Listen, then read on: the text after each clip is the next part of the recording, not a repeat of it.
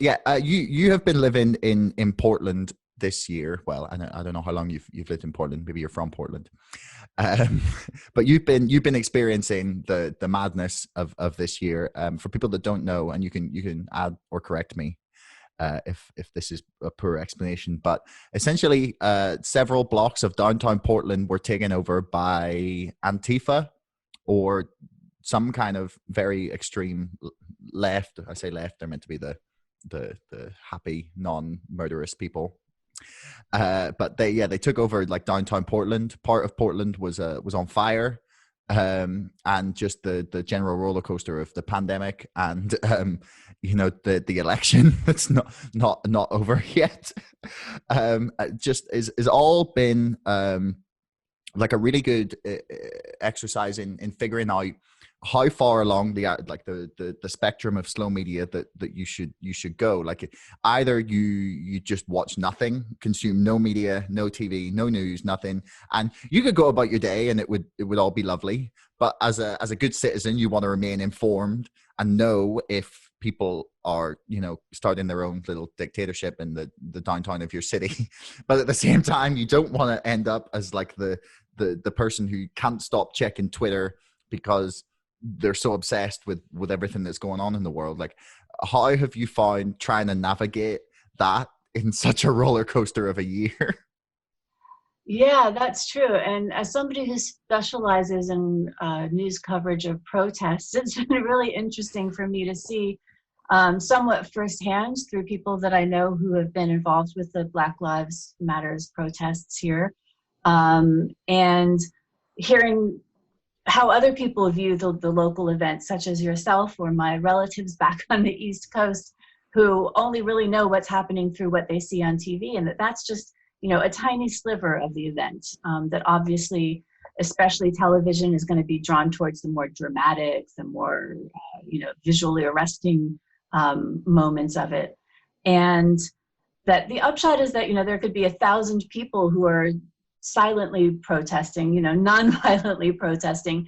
And if there's a guy over there who breaks a window or sets a fire or punches a cop in the face, then, that guy over there is going to be on the news. And that's going to be the takeaway image that most people take of what's happening. So that for the most part, a lot of people who have been involved with the protests here are not Antifa to the extent that Antifa even exists as an organization. It's sort of a coalescence of movements and of organizations who have obviously a lot of shared interests in social justice. And that the reality is, most of the people who I have seen involved with protests, whether mediated or unmediated representations thereof, have been kind of middle-aged parents who, don't fit this example of black bloc, anarchists that most people are thinking of. That that group really is a minority. That I know these middle-aged parents who have been going out there. That some people have been taking their kids because they want their kids to have an experience of what it means to be active in your society and try to demand change. And that most people who are attending these things have a vested interest in them being safe, not only for their own safety, but perhaps for the other young people that are there with them. So there's a real divide between the mediated and the unmediated representations, to the extent where some of my family back on the East Coast kind of are supporting the Trump approach, saying, well, there are these dangerous people out there and somebody has to take control of the situation, that these leftists are dangerous. And the reality is they're not as dangerous as you think. That there's, a minority of people who are pursuing the radical tactics. And that the majority of people are trying to rein those people in and say, hey, come on, let's keep our eye on the prize here and try to do something productive and not, get caught up in the anger of the moment. So big difference between the mediated and the unmediated. But when it comes down to actually following events at the end of the day, arguably following it on a moment by moment basis doesn't necessarily do you any good unless you need to make like daily lived decisions based on whether or not there's a march on this street or that street. So unless you're a local person, do you really need to know what's happening through Twitter or through social media? Perhaps you do, perhaps you're interested in it. But in a lot of ways, by following breaking news, we don't necessarily get the big picture. We're getting lots of little particular slivers of the picture. So how would you suggest, so I have been trying to figure this out myself, actually. So when you say, okay, I don't want to have to rely on Facebook and Twitter or my news feed or my emails or maybe emails a little different, but I don't want to have to rely on this 24-hour news to find out what's going on in the world. Like where can people start to try and figure out, okay, where can I go for I'm going to figure out what's going on? Like who can I read? Because I mean, I feel like that's becoming increasingly a problem, especially over the last few months. It's like, I have no idea who is an honest actor anymore. Like not even like there's a few people I can trust. But aside from that, I'm just looking at being like you've got some kind of fucking agenda. Like you have, and it's really obvious from reading your work. One of the big ones actually is Sam McBride. He's completely, you will never know who he is and probably never read anything from him. But he's the editor of a newspaper called The Newsletter in Belfast. And his work at the minute, just reporting what's going on during the pandemic in our government, has been so unbelievably good. And just because he's just written out what happened really succinctly and really plainly explained what happened. And that's all. That's all he did. And it was wonderful. I was reading it being like, wow, this is so amazing. Someone's actually just writing down what happened. I'm not getting spin on it. I was shocked. Yeah. I enjoy The Economist for the same reason. I mean, partly because, a lot of they had this external perspective on the United States. I mean, obviously they have a certain economic perspective, on neoliberalism and capitalism and all that jive. But when it comes to politics, I enjoy that they don't have a horse in our particular race, and I feel like that makes them a lot more reliable. It's tough though. I mean, on the one hand, we're so fortunate that we have all of these new alternative news sources, especially ones that aren't corporate and that aren't commercial. But at the same time, a lot of our legacy news sources really used to provide a service for us in filtering out a lot of information that was unverified. That, when we only had 3 TV stations or, maybe one local newspaper, that we knew that everything that we were reading for the most part was true. But the problem was that filter was maybe, too narrow, and that it filtered out a lot of truth besides whatever was convenient to the interests of that particular news organization, right? So it's good now that we have this broader filter. It's sort of, the opposite effect is that we're getting other viewpoints, and we don't have to rely on journalists to sort of be the gatekeepers of what we get to learn about the world. But the filter is too big, right? So the question is, the onus is really on us with disintermediation, that, the internet kind of makes every individual responsible for knowing what their news sources are and who's producing information and what their agenda is, if they have one. And some people sort of throw up their hands and say, well, everybody has an agenda, so you can't trust anybody. You should just pick whatever confirms your existing biases. But the truth is, some people do have a much stronger agenda than others, and there are certain actors who are actively trying to recognize their own agendas and put it aside and not let it influence their writing, as opposed to embracing their agendas and using it to propel all the information that they share with us. So it's up to us to understand how news organizations work and why they work the way that they do. That's one of the reasons I've been teaching these classes in fake news, which are really kind of news literacy, and trying to help especially young people understand, what journalism is. That a lot of people think of journalism as a 4-letter word these days.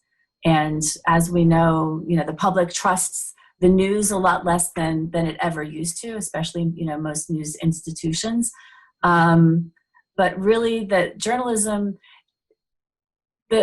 what people criticize as the news or the media when they complain about mainstream media and how they hate the news, in a lot of cases, it's not journalism, but there are all these other actors out there who aren't really, living up to the standards of the people who brought us Watergate.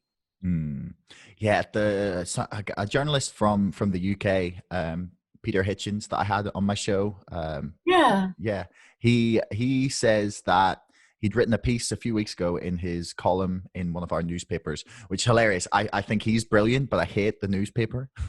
I'm very, very clear about my hatred for the newspaper because it's what my mum used to read until I convinced her not to. So she was laughing Oh, that I was yeah. interviewing this columnist from the Daily Mail. But he basically said that he thinks that not nowadays Watergate wouldn't have come out. That we would never have figured out about Watergate because someone would have reported it. Someone would have said, "Oh, that's just like partisan rubbish," and we would have moved on. The media wouldn't have investigated in the earnest way that they used to investigate. Like places like CNN don't actually have any investigative reporters on staff at all. Like they're not investigating anything. They're just reporting some stuff, and for the ad revenue in between. Like that's what they're there for. They're not there for journalism. Yeah. But who do you go to? Like who are your like go to news sources?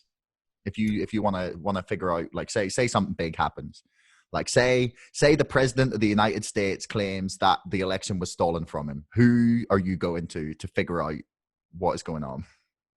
I have a lot that I really like. I mean, probably on a daily basis, the stuff that I check out the most is the New York Times, that they really do a fantastic job. I mean, except for when it comes to coverage of particular political candidates, I think sometimes they have a little shading there, but you can take that into account and it doesn't, discredit all of the other amazing work that they do.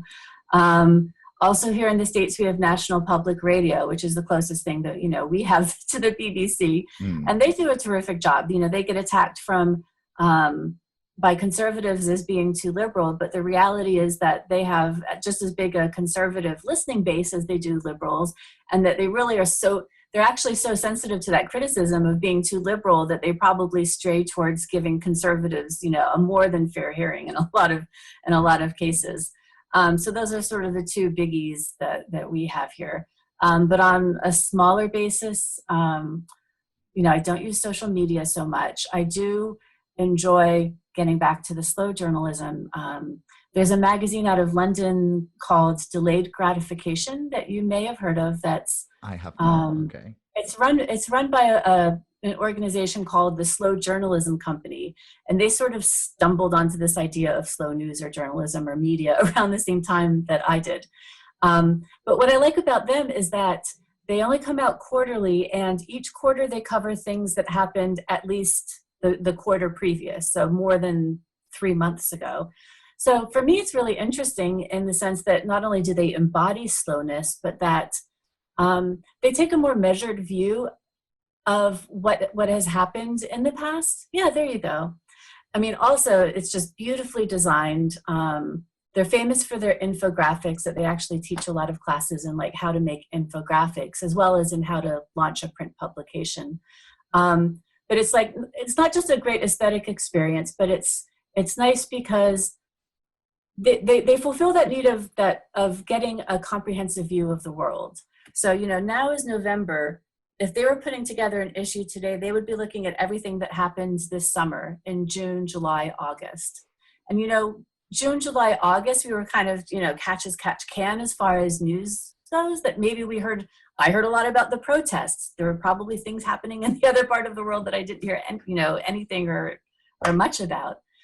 So they sort of say, this is what happened all over the world that you should care about this summer that might have slipped through the cracks. And that they do that sort of follow-up, that we often hear when something's happening or right after something has happened, but then it disappears from the news agenda. Like, remember the wildfires in Australia that everybody was excited about? That was January? I remember in my classes in January, my students were like, oh my gosh, the wildfires. And now I ask my students this semester about the Australian wildfires. Their eyes glaze over, So, we live in, breaking news tends to always erase the previous breaking news, and we don't get the follow-up story. Like, there was a earthquake or a flood someplace last week. Well, how are those people a week or a month or a year from now? We often don't hear what happened to them. So we care about the plight of all of these things, but then they evaporate and they're replaced by something new. So it's nice to have sort of that long-term perspective, like, oh, you know, all those things that happened in June that we forgot about for 5 months, well, where do things stand now? Did the politicians live up to their promises that they were going to respond to the situation? You know, here in June, and a lot of people were making these big statements for Black Lives Matter about how they were going to change the way that they worked fundamentally to address the inequities, you know, and now, did they address those fundamental inequities? Somebody needs to ask and, you know, hold their feet to the fire on it a little bit. So anyway, so that's one of my favorites. That used to, like, you know, New York Times tells me what happened today that I should care about. For instance, that, you know, COVID diagnoses in the States were at their highest level this past week, you know, that almost 1 million new people were diagnosed last week with the virus. You know, I need to know that now, because it might affect whether or not I decide to get together with family on Thursday for our Thanksgiving, right? But I also do need to revisit things that happened in June that I might have missed, or, you know, that situations might have evolved. And I didn't get the follow-up on the story.